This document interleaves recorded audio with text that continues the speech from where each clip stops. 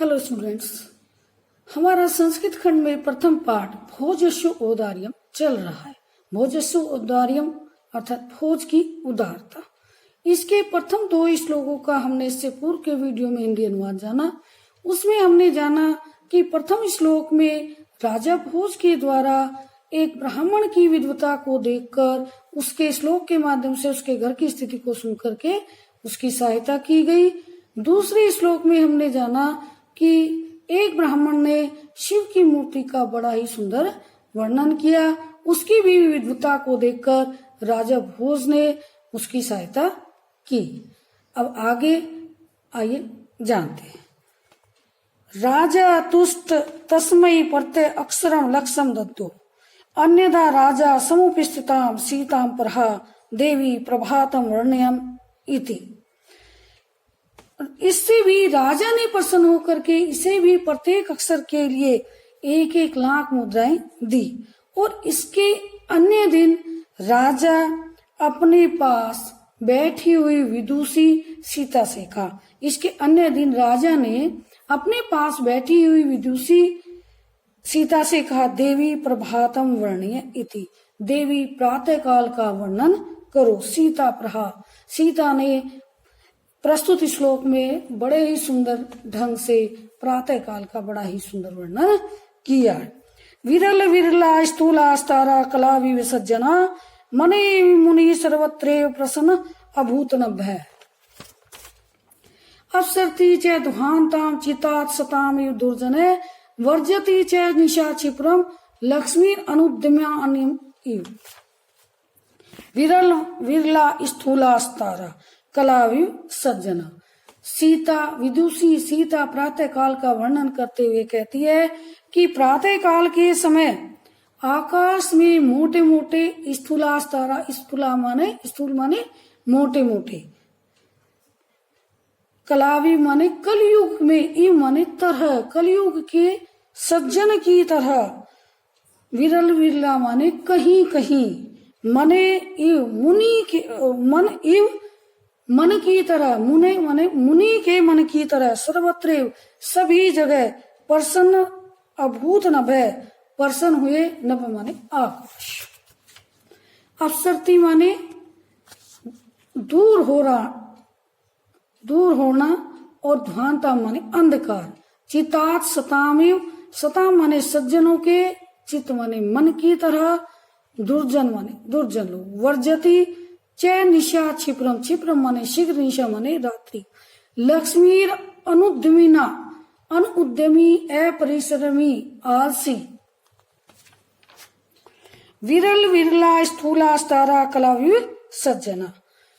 विदुषी सीता प्रातः काल का वर्णन करते हुए कहती है कि प्रातः काल के समय आकाश में मोटे मोटे तारे इस प्रकार दिखाई दे रहे हैं जैसे कलयुग में सज्जन पुरुष बहुत कम दिखाई देते हैं। कि सज्जन कलयुग में सज्जन पुरुष की तरह आकाश में मोटे मोटे तारे कहीं कहीं दिखाई दे रहे हैं। मन ई मुने, मुनि के मन की तरह, सर्वत्र सभी जगह, मुनि के मन की तरह सभी जगह, प्रसन्न अभूत नभय आकाश स्वच्छ हो रहा है।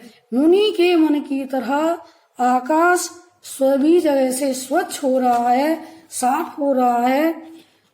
अवसरती चे ध्वांताम चितात सतामिव दुर्जन है, और सज्जन पुरुषों के मन से दुर्जन की तरह अंधकार तेजी से दूर भाग रहा है, नष्ट हो रहा है।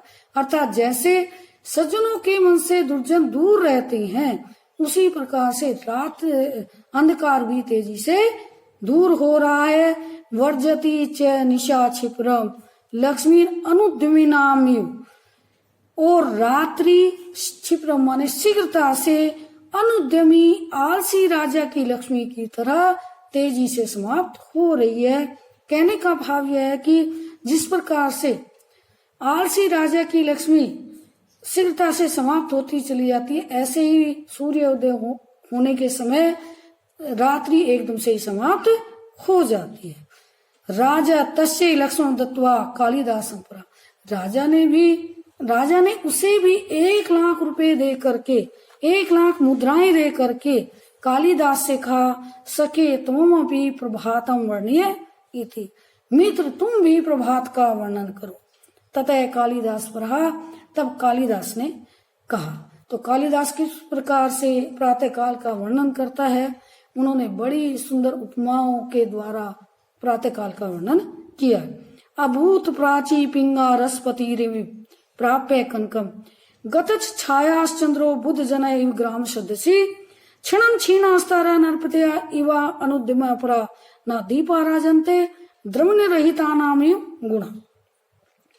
अभूत प्राची पिंगा, प्राची माने पूर्व दिशा, पिंगा माने पीली, रसपति माने पारा, ई माने तरह, प्राप्य माने प्राप्त करके, कनकम माने सुनहरेपन को, गतस छायास चंद्रो चंद्रमा कांतिहीन हो गया, बुद्ध जन इव ग्राम में सदसी, ग्राम में सदसी माने मूर्खों की सभा में, बुद्ध जन माने विद्वान, क्षणम क्षीणास्तारा, क्षण क्षण में, अनुद्यमी नरपता माने राजा की लक्ष्मी की तरह, न दीपा राजन्ते, दीपा माने दीप, द्रवण रहिता नाम धनहीन गुणवान व्यक्तियों की तरह।